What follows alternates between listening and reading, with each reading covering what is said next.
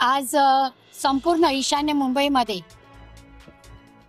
सन्माननीय उद्धव बाळासाहेब ठाकरे यांच्या मार्गदर्शनाखाली आणि सन्माननीय सुरेश पाटील साहेब विभाग प्रमुख यांच्या नेतृत्वाखाली आजचा जो निषेध इथे आम्ही व्यक्त करत नाही, तर पूर्ण महाराष्ट्रामध्ये आज हा निषेध व्यक्त केला जातोय।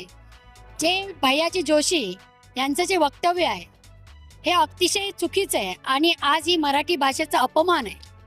हा मराठी भाषेचा अपमान आम्ही शिवसेना उद्धव बाळासाहेब ठाकरे यांचे पदाधिकारी असू देत किंवा सामान्य शिवसैनिक असू दे किंवा मराठी माणूस असू दे, हा अपमान आम्ही कदापि सहन करणार नाही।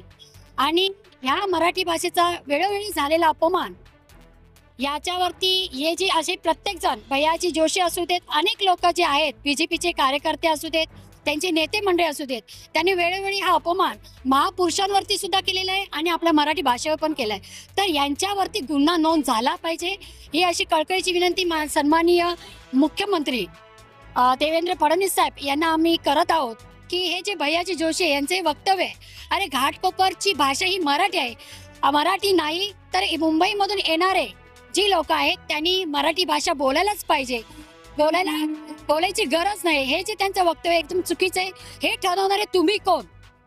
आम्ही तुमच्या या वक्तव्याला आम्ही पूर्णपणे निषेध करतोय आणि संपूर्ण महाराष्ट्रभर निषेध आहेच।